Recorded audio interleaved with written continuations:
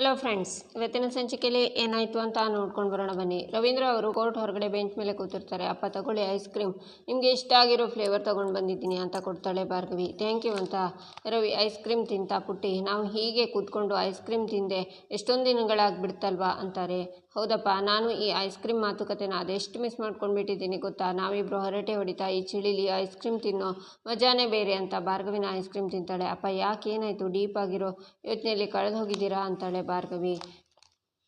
ಕಾಲ ಎಷ್ಟು ಬೇಗ ಬದಲಾಗುತ್ತಲ್ವಾ ಪುಟ್ಟಿ, ನೋಡು ಮೊನ್ನೆ ಕೋರ್ಟಲ್ಲಿ ಅವಮಾನ ಅನುಭವಿಸಿ ಮನೆಯಲ್ಲಿ ಕೂತಿದ್ದೆ. ಅದಾದಮೇಲೂ ನಿಂದು ಬೃಂದಂದು ಸ್ಕೂಲು ಕಾಲೇಜು ಇದೇ ಜಂಜಾಟದಲ್ಲಿ ನನ್ನ ಖುಷಿನ ಕಂಡ್ಕೊಂಡಿದ್ದೆ. ಮುಂದೊಂದು ದಿನ ಹೀಗೆ ಈ ಕೋಟ್ ಹಾಕಿ ಮತ್ತೆ ಪ್ರಾಕ್ಟೀಸ್ ಮಾಡೋದಕ್ಕೆ ಕೋರ್ಟ್ಗೆ ಹೋಗ್ತೀನಿ ಅಂತ ಅಂದ್ಕೊಂಡಿರಲಿಲ್ಲ. ನನಗೆ ನನ್ನ ಪುಟ್ಟಿ, ನನ್ನ ಮಗಳು ನನ್ನ ಕೈ ಹಿಡಿದು ಕೋರ್ಟ್ಗೆ ಕರ್ಕೊಂಡು ಹೋಗಿದ್ದಾಳೆ. ನನ್ನನ್ನು ನೋಡಿ ಆಡ್ಕೋತಿದ್ದವರೆಲ್ಲ ಆಶ್ಚರ್ಯದಿಂದ ನೋಡ್ತಿದ್ದಾರೆ, ಗೌರವದಿಂದ ಮಾತಾಡಿಸ್ತಿದ್ದಾರೆ ಅಂತಾರೆ ರವಿ. ಇನ್ಮೇಲೆ ಹಾಗೆ ಅಪ್ಪ, ನಮ್ಮ ಮುದ್ದು ಹೀರೋನ ಎಲ್ಲರೂ ಕೊಂಡಾಡ್ತಾರೆ ಅಂತಾಳೆ ಭಾರ್ಗವಿ. ಪುಟ್ಟಿ, ಏನು ವಿಧಿಯಾಟ ನೋಡು, ಇಷ್ಟು ವರ್ಷ ಆದಮೇಲೆ ಒಂದು ಕೇಸ್ ತಗೊಂಡ್ರೆ ಜೆಪಿನೇ ಬಂದು ಎದುರು ಲಾಯರ್ ಆಗಿ ನಿಂತಿದ್ದಾನೆ ಅಂತಾರೆ ರವಿ. ಅಪ್ಪ, ಅದನ್ನು ಅರಗಿಸ್ಕೊಳ್ಳೋಕ್ಕೆ ಅವರಿಗೂ ತುಂಬ ಕಷ್ಟ ಆಗ್ತಿರ್ಬೇಕು.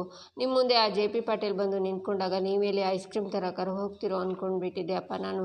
ಆದರೆ ನೀವು ದೊಡ್ಡ ಬಂಡೆಕಲ್ಲಿನ ತರಹ ನಿಂತ್ಕೊಂಡ್ಬಿಟ್ರಲ್ಲ, ನನಗೆ ತುಂಬಾ ಖುಷಿ ಆಯಿತು ಅಪ್ಪ ಅಂತಾಳೆ ಭಾರ್ಗವಿ. ನಿಜ ಪುಟ್ಟಿ, ನನಗೆ ಅಲ್ಲಿ ನಿಂತಿರೋದು ನಾನೇನು ಒಂದು ಕ್ಷಣ ಆಶ್ಚರ್ಯ ಆಯಿತು. ಎಲ್ಲ ತಂದೆ ತಾಯಂದಿರು ಮಗುಗೆ ಜನ್ಮ ನೀಡ್ತಾರೆ, ನೀನು ನನಗೆ ಜನ್ಮ ನೀಡಿದ್ಯಾ, ಹೊಸ ಹುಟ್ಟನ್ನು ಕೊಟ್ಟಿದ್ಯಾ, ನೀ ನನ್ನ ಮಗಳಲ್ಲ, ನನ್ನ ತಾಯಿ ಅಂತಾರೆ ರವಿ. ಭಾರ್ಗವಿ ಅಪ್ಪನ ತಪ್ಕೋತಾಳೆ. ಪುಟ್ಟಿ, ನಿನ್ನ ಋಣ ಹೆಂಗೆ ತೀರಿಸಲಿ ನಾನು ಅಂತಾರೆ ರವಿ. ಅಪ್ಪ, ನೀವು ಹೀಗೆಲ್ಲ ಮಾತಾಡಬೇಡಿ ಅಪ್ಪ, ನನಗೆ ಮುಜುಗರ ಆಗುತ್ತೆ. ಯಾಕಪ್ಪ ಋಣ ಅಂತೆಲ್ಲ ಮಾತಾಡ್ತಿದ್ದೀರಾ, ಹಾಗೆಲ್ಲ ಮಾತಾಡಬೇಡಿ. ಋಣದ ಬಗ್ಗೆ ಮಾತಾಡೋಷ್ಟು ದೊಡ್ಡ ಕೆಲಸ ನಾನೇನು ಮಾಡಿಲ್ಲಪ್ಪ. ನಿಮಗೆ ಸಿಗಬೇಕಾಗಿರೋ ಗೌರವನ ಮತ್ತೆ ನಿಮಗೆ ಸಿಗೋ ಹಾಗೆ ಮಾಡಿದ್ದೀನಿ ಅಷ್ಟೇ. ನನ್ನ ಅಪ್ಪ ಯಾವತ್ತೇ ಇದ್ದರೂ ನನ್ನ ಪಾಲಿಗೆ ಸೂಪರ್ ಸ್ಟಾರ್ ಅಂತಾಳೆ ಭಾರ್ಗವಿ.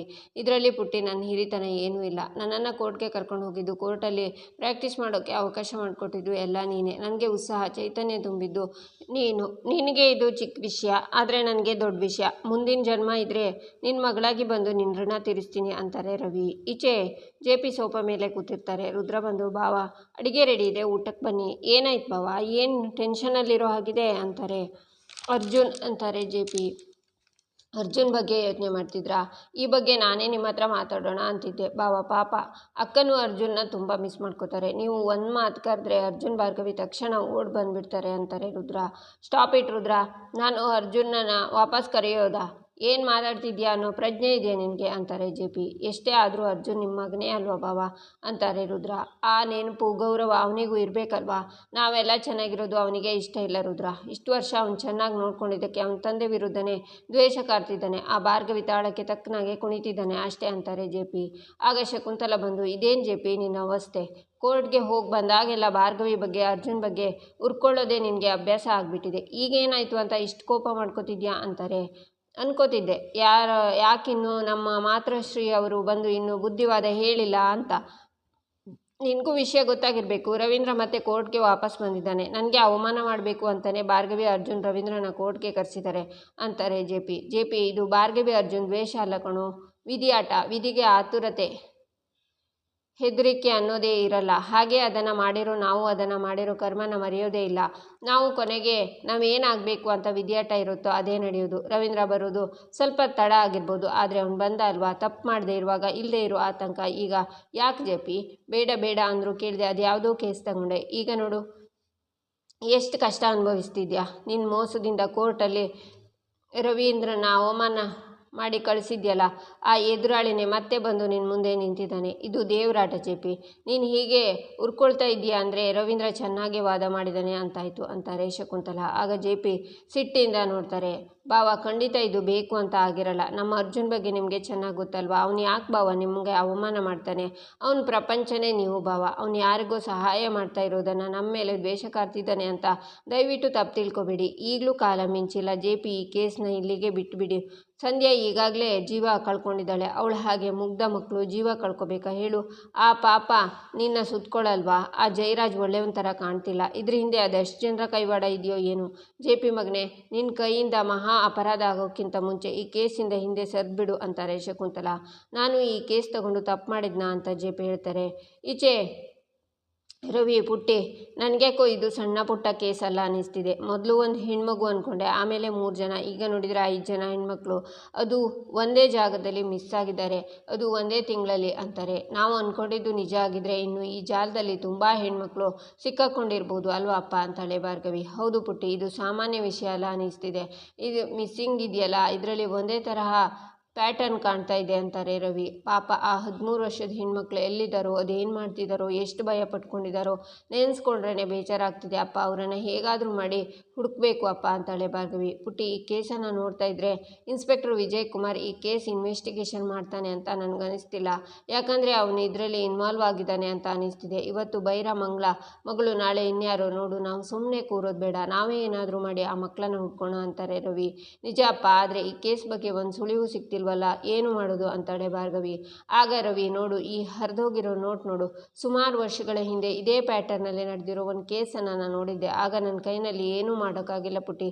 ಆಗ ಸಿಕ್ಕ ಸಾಕ್ಷಿ ಇದು. ಇದನ್ನು ನೋಡಿದರೆ ಈ ಕೇಸ್ಗೂ ಇದಕ್ಕೂ ಏನೋ ಸಂಬಂಧ ಇದೆ ಅನ್ನಿಸ್ತಿದೆ. ಇದನ್ನು ಇಟ್ಕೊಂಡು ಮುಂದೆ ಈ ಕೇಸಿನ ಬಗ್ಗೆ ಏನಾದರೂ ಉಪಯೋಗಕ್ಕೆ ಬರ್ಬೋದು ಅಂತಾರೆ ರವಿ. ಅರ್ಥ ಆಯಿತು. ಹೆಣ್ಮಕ್ಳ ತಂಟೆಗೆ ಬಂದರೆ ಏನಾಗುತ್ತೆ ಅಂತ ಅವರಿಗೆ ತೋರಿಸೋಣ. ಇದ್ರ ಹಿಂದೆ ಯಾರೇ ಇದ್ದರೂ ಅವರನ್ನು ಹುಡುಕಿ ಕೋರ್ಟ್ಗೆ ಎಳ್ಕೊಂಡು ಬರೋಣ ಅಂತಾಳೆ ಭಾರ್ಗವಿ. ಈಚೆ ಬೃಂದ ಬಂದು, ತಪ್ಪು ಮಾಡಿರೋದು ನೀವಲ್ಲ ಮಾವ, ಆ ಭಾರ್ಗವಿ ಅಂತಾಳೆ. ನೀರು ತಿಳಿಯಾಗೋಷ್ಟರಲ್ಲಿ ಕಲ್ಲೆಸ್ದು ಕೊಚ್ಚೆ ಮಾಡೋಕ್ಕೆ ಬಂದ್ಬಿಟ್ಯಾ ಅಂತಾರೆ ಶಕುಂತಲ. ಮಾವ, ಈ ಕೇಸನ್ನು ನೀವು ತಗೊಂಡಿರೋದು ನಮ್ಮನ್ನು ಬಿಟ್ಟರೆ ಇನ್ಯಾರಿಗೂ ಗೊತ್ತಿರಲಿಲ್ಲ. ಆದರೂ ಅದು ಹೇಗೆ ಮಾವ ಈ ಕೇಸಿಗೆ ಭಾರ್ಗವಿ ಬಂದಳು, ಅಪ್ಪನ ನಿಮ್ಮ ವಿರುದ್ಧ ನಿಲ್ಲಿಸಿದ್ಲು? ಇದೆಲ್ಲ ನೀವು ಹಾಕಿರೋ ಸವಾಲಿಗೋಸ್ಕರ ಮಾವ. ಪಾಪ ನೀವು ಅದೆಷ್ಟು ದಿನದ ನಂತರ ಇದೊಂದು ಕೇಸ್ ತೊಗೊಂಡ್ರಿ. ಆದರೆ ಭಾರ್ಗವಿ ಅದೆಷ್ಟೋ ಸಣ್ಣ ಪುಟ್ಟ ಕೇಸನ್ನು ನಡೆಸ್ತಾನೇ ಇದ್ದಾಳಲ್ವ. ಬೇರೆ ಯಾವುದಾದ್ರೂ ಕೇಸನ್ನು ಅಪ್ಪಂಗೆ ಕೊಡ್ಬೋದಿತ್ತು. ಆದರೆ ನೋಡಿ, ಅವಳು ಕೊಟ್ಟಿಲ್ಲ. ನಿಮ್ಮ ವಿರುದ್ಧನೇ ಅಪ್ಪನ ನಿಲ್ಲಿಸಿ ನಿಮಗೆ ಅವಮಾನ ಮಾಡೋಕ್ಕೆ ಹೊರಟಿದ್ದಾಳೆ. ಅವಳಿಗೆ ನಿಮ್ಮನ್ನು ಅವಮಾನ ಮಾಡೋ ಹಠ ಅಂತಾಳೆ ಬೃಂದ. ಏನು ಅಂತ ಮಾತಾಡ್ತಿದ್ಯಾ ಬೃಂದ ಅಂತಾರೆ ರುದ್ರ. ನಾನು ನಿಜನೇ ಹೇಳ್ತಿದ್ದೀನಿ ಅತ್ತೆ ಅಂತಾಳೆ ಬೃಂದ. ಬಾಯಿ ಬಿಟ್ಟು ಬೃಂದ ಏನೇನು ಹೇಳಿ ನನ್ನ ಮಗನ ಮನಸ್ಸನ್ನು ದಿಕ್ತಪ್ಪಿಸ್ಬೇಡ ಅಂತಾರೆ ಶಕುಂತಲ. ನಾನು ಮಾತಾಡ್ತೀನಿ. ಮಾವಂಗೆ ಅವಮಾನ ಆಗ್ತಾ ಇದ್ರೆ ಅದನ್ನು ನೋಡಿಕೊಂಡು ಸುಮ್ಮನೆ ಇರೋದಕ್ಕೆ ನನಗಾಗೋದಿಲ್ಲ. ನನಗೆ ನನ್ನ ಮಾವ ಹಾಗೆ, ಅವ್ರ ಗೌರವ ಮುಖ್ಯ. ಆ ಭಾರ್ಗವಿ ಅಪ್ಪನ ಮುಂದೆ ಮಾವ ಸೋಲ್ಬೇಕಾ? ಅದು ಯಾವ ಕೇಸಾದರೂ ಅದನ್ನು ಗೆಲ್ಲೋ ತಾಕತ್ತು ನಮ್ಮ ಮಾವಂಗಿದೆ. ಮಾವ, ನೀವು ಈ ಕೇಸನ್ನು ಬಿಟ್ಟು ಸೋಲೋದಲ್ಲ ಅಲ್ವಾ ಅಂತಾಳೆ ಬೃಂದ. ಸೋಲೋ ಮಾತೇ ಇಲ್ಲ. ನೀನು ಹೇಳ್ತಿರೋದು ನಿಜ ಬೃಂದ. ಭಾರ್ಗವಿ ರವಿ ಇಬ್ಬರೂ ಸೇರಿ ಮಾಡ್ತಾ ಇರೋ ಪಿತೂರಿ ಇದು. ಅಷ್ಟು ವರ್ಷದಿಂದ ರವೀಂದ್ರನ ಆಚೆ ಹಾಕಿದ್ದು ನನಗೆ ಅವನನ್ನು ಮತ್ತೆ ಆಚೆ ಹಾಕೋದು ದೊಡ್ಡ ವಿಷಯ ಅಲ್ಲ. ಆ ಭಾರ್ಗವಿನ ಅವಳನ್ನು ಸಪೋರ್ಟ್ ಮಾಡ್ತಿರೋ ಯಾರನ್ನು ನಾನು ಕ್ಷಮಿಸಲ್ಲ. ಈ ಕೇಸು, ದ್ವೇಷ, ಹೋರಾಟ ಎಲ್ಲ ಮುಂದುವರಿಯುತ್ತೆ. ಏನಾಗುತ್ತೋ ನಾನು ನೋಡ್ತೀನಿ ಅಂತಾರೆ JP. ಈಚೆ ರವೀಂದ್ರ, ಪುಟ್ಟೆ, ನಾನೊಂದು ಮಾತು ಕೇಳ್ತೀನಿ, ಸತ್ಯ ಹೇಳ್ತೀಯಾ ಅಂತಾರೆ. ಅದಕ್ಕೇನು ಕೇಳಿ ಅಂತಾಳೆ ಭಾರ್ಗವಿ. ನೀನು ಅಳಿಯಂದ್ರು ಇಬ್ಬರು ನಮ್ಮ ಕುಟುಂಬನ, JP ಕುಟುಂಬನ ಒಂದು ಮಾಡೋಕ್ಕೆ ತುಂಬ ಕಷ್ಟಪಡ್ತಿದ್ದೀರಾ. ಆದರೆ ನಾನು ಅದನ್ನೆಲ್ಲ ಹಾಳು ಮಾಡಿಬಿಟ್ಟೆ ಅಂತಾರೆ ರವಿ. ಅಪ್ಪ, ಮಾವನೇ ಅಪೋಸಿಷನ್ ಲಾಯರ್ ಅಂತ ನನಗೂ ಗೊತ್ತಿರಲಿಲ್ಲ ಅಲ್ವಾ. ಇದನ್ನೇನು ನಾವು ಬೇಕು ಅಂತ ಮಾಡಿದ್ದಲ್ಲ. ಕೋರ್ಟು ಕೇಸು ಅಂತ ಬಂದಾಗ ಇದೆಲ್ಲ ಮಾಮೂಲಿ ಅಲ್ವಾ ಅಪ್ಪ. ಇದನ್ನು ನಾವು ಅವ್ರು ಯಾರು ಪರ್ಸ್ನಲ್ ಆಗಿ ತಗೊಂಡ್ಕೂಡ್ದು. ನಿಜ ಅಪ್ಪ, ನನಗೂ ಈಗಲೂ ಮಾವನ ಬಗ್ಗೆ ಅಷ್ಟೇ ಗೌರವ ಇದೆ. ಹಾಗಂತ ಅವ್ರು ನಿಮ್ಮ ಬಗ್ಗೆ ಕೀಳಾಗಿ ಮಾತಾಡಬಹುದು ಅಲ್ವಾ. ಆ ಕಾರಣಕ್ಕೆ ನಾನು ಅವ್ರ ಎದುರು ನಿಂತು ಮಾತಾಡಿದ್ದು ಅಷ್ಟೇ ಅಂತಾಳೆ ಭಾರ್ಗವಿ. ನಿನ್ನ ಬಗ್ಗೆ ಆ JP ನಡ್ಕೊಂಡಲ್ಲ, ಅದು ನೋಡಿ ನನಗೆ ಆಶ್ಚರ್ಯ ಆಯಿತು. ಅವ್ನು ಕೆಟ್ಟವನಿರ್ಬೋದು, ಆದರೆ ಈ ಕಳ್ಬುದ್ಧಿ ಹೇಗೆ ಬಂತು ಗೊತ್ತೇ ಇಲ್ಲ. ಕಳ್ತನನ ನೀಟಾಗಿ ಮಾಡ್ತಾನಲ್ಲ, ಹಾಗೆ JP ಕೇಸ್ ತಗೋತಾನಲ್ಲ, ಅದು ಕೆಟ್ಟದೇ ಇರ್ಬೋದು. ಅದನ್ನು ನಿಯತ್ತಾಗೇ ಮಾಡ್ತಿದ್ದ. ಅವರಿಂದ ಅವ್ರ ಮನೆಯವರಿಗೆ ತೊಂದರೆ ಆಗಬಾರ್ದು ಹಾಗೆ ನೋಡ್ಕೋತಿದ್ದ. ಅವನು ಅಷ್ಟು ಪ್ರೀತಿ ಮಾಡ್ತಿದ್ದ ಮಗನ ದೂರ ಮಾಡ್ಕೊಂಡಿದ್ದ ಅಂದರೆ ಅದು ಅವನ ಸ್ವಂತ ಬುದ್ಧಿ ಅಲ್ಲ ಅಂತಾರೆ ರವಿ. ಇದ್ರ ಹಿಂದೆ ನಿಂತು ಮಾವಂಗೆ ಕೊಡ್ತಾ ಇರೋದು ಬೃಂದಕ್ಕ ಅಂತಾಳೆ ಭಾರ್ಗವಿ. ಅವಳು ಇಂಥ ಕೆಟ್ಟ ಬುದ್ಧಿ ಎಲ್ಲಿಂದ ಕಲ್ತ್ಕೊಂಡ್ಲು ಅಂತ ನಿಮ್ಮಿಬ್ಬರಿಗೂ ಒಂದೇ ಥರದ ಪಾಠ ಕಲಿಸಿದ್ದೆ, ಒಂದೇ ಬುದ್ಧಿ ಹೇಳ್ಕೊಟ್ಟಿದ್ದೀನಿ. ನೀವೇ ಕಣಮ್ಮ, ಮಕ್ಕಳು ಒಳ್ಳೆ ಗುಣನ ರೂಢಿಸ್ಕೋಬೇಕು. ಅವಳು ವಿಷಯ ಬಿಡು. ನಿನ್ನ ಅರ್ಜುನ್ ಜೀವನ ಸರಿ ಹೋಗೋದಕ್ಕೆ ನೀವಿಬ್ಬರು ಆ ಮನೆಗೆ ಹೋಗಬೇಕು. ಅದಕ್ಕೆ ಮುಂಚೆ ನಮ್ಮ ಕುಟುಂಬ ಅವ್ರ ಕುಟುಂಬ ಒಂದಾಗಬೇಕು ಅಂತಾರೆ ರವಿ. ಹೌದಪ್ಪ, ನನಗೂ ನನ್ನಿಂದಾಗಿ ಅರ್ಜುನ್ ಮತ್ತೆ ಅವ್ರ ಮನೆಯವರು ದೂರ ಆಗಿದ್ದಾರಲ್ಲ ಅನ್ನೋ ಗಿಲ್ಟ್ ಕಾಡ್ತಿದೆ. ಪಾಪ ಅಪ್ಪ ಅರ್ಜುನ್, ಅವ್ರ ಮನಸ್ಸಲ್ಲಿ ಅದೆಷ್ಟು ನೋವಿದ್ರೋ ಯಾವುದನ್ನು ತೋರಿಸ್ಕೊಳ್ದೆ ಅವರು ನಮ್ಮನ್ನು ನಗಿಸ್ತಿದ್ದಾರೆ ಅಂತಾಳೆ ಭಾರ್ಗವಿ. ಅಪ್ಪನ ಮೇಲೆ ತುಂಬ ಪ್ರೀತಿ ಅವನಿಗೆ, ಅದಕ್ಕೆ ಅವರನ್ನು ಸರಿ ಮಾಡಬೇಕು ಅಂತ ಹೊರಟಿದ್ದಾನೆ. ಏನು ಮಾಡೋದು, ಒಂದು ಕಡೆ ಅಪ್ಪ, ಇನ್ನೊಂದು ಕಡೆ ಹೆಂಡತಿ, ಈ ಎರಡೂ ಕಡೆ ಇಕ್ಕಟ್ಟಿನಲ್ಲಿ ಸಿಕ್ಕಾಕೊಂಡಿದ್ದಾನೆ ಅಂತಾರೆ ರವಿ. ಅಪ್ಪ, ಬೃಂದಕ್ಕ ಮತ್ತೆ ಕೇಸ್ ವಿಷಯ ಇಟ್ಕೊಂಡು ಮಾವನ ಮನಸ್ಸಲ್ಲಿ ದ್ವೇಷ ತುಂಬಕ್ಕೆ ರೆಡಿ ಆಗ್ತಿದ್ದಾಳೆ. ಅದಕ್ಕಿಂತ ಮುಂಚೆ ಹೋಗಿ ನಾನು ಅರ್ಜುನ್ ನಮ್ಮ ಮನೆ ಪ್ರೋಗ್ರಾಮ್ಗೆ ಕರಿತೀವಿ ಅವರನ್ನು. ಅರ್ಜುನ್ ಜೊತೆ ಮನ್ಸು ಬಿಚ್ಚಿ ಮಾತಾಡಿ ತುಂಬ ದಿನ ಆಯ್ತಲ್ವಾ, ಈ ಸಲನಾದರೂ ನಮ್ಮನ್ನ ಅರ್ಥ ಮಾಡ್ಕೋತಾರೆ ಅನ್ನೋ ಸಣ್ಣ ಭರವಸೆಯಲ್ಲಿ ಕಾಯ್ತಿದ್ದೀನಿ ಅಂತಾಳೆ ಭಾರ್ಗವಿ. ಪುಟ್ಟಿ, ಅವರನ್ನು ಕರೆಯೋಕ್ಕೆ ನೀನು ಹೋಗೋದು ಬೇಡ, ನಾನು ಹೋಗ್ತೀನಿ ಅಂತಾರೆ ರವಿ. ಅಪ್ಪ, ಏನು ಹೇಳ್ತಿದ್ದೀರಾ ನೀವು ಮತ್ತೆ ಅಲ್ಲಿಗೆ ಹೋದರೆ ನಿಮಗೆ ಅವಮಾನ ಮಾಡಿ ಕಳಿಸ್ತಾರೆ ಅಂತಾಳೆ ಭಾರ್ಗವಿ. ಪರವಾಗಿಲ್ಲ, ತಂದೆಯಾಗಿ ನಿಮ್ಮ ಜೀವನ ಸರಿ ಮಾಡೋದು ನನಗೊಂದು ಅವಕಾಶ ಮಾಡಿಕೊಡು. ಎಲ್ಲ ಆಟ ಶುರುವಾಗಿದ್ದು ಯಾರಿಂದ? ನನ್ನ ಜೆಪಿಯಿಂದ. ಅದನ್ನೆಲ್ಲ ನಾನೇ ಸರಿ ಮಾಡ್ತೀನಿ. ನಮ್ಮ ಎರಡೂ ಕುಟುಂಬ ಒಂದಾಗೋ ಕೆಲಸ ನಾನೇ ಮಾಡ್ತೀನಿ ಪುಟ್ಟಿ. ಈ ಕೇಸ್ ಬಗ್ಗೆ ಗಮನ ಹರಿಸು. ಅಪರಾಧಿಗಳು ಯಾವುದೇ ಕಾರಣಕ್ಕೂ ತಪ್ಪಿಸ್ಕೋಬಾರ್ದು ಅಂತಾರೆ ರವಿ. ಆಯ್ತಪ್ಪ ಅಂತಾಳೆ ಭಾರ್ಗವಿ. ಆಗ ಗಂಗಾ ಕಾರ್ ಅಲ್ಲಿ ಬಂದು ನಿಲ್ಲುತ್ತೆ. ಇಲ್ಲಿಗೆ ಈ ಸಂಚಿಕೆ ಮುಕ್ತಾಯವಾಗುತ್ತೆ. ಮುಂದಿನ ಸಂಚಿಕೆಗಾಗಿ ನಮ್ಮ ಚಾನಲನ್ನು ನೋಡಿ, ಸಬ್ಸ್ಕ್ರೈಬ್ ಮಾಡಿ, ಲೈಕ್ ಮಾಡಿ, ಸಪೋರ್ಟ್ ಮಾಡೋದನ್ನು ಮರಿಬೇಡಿ.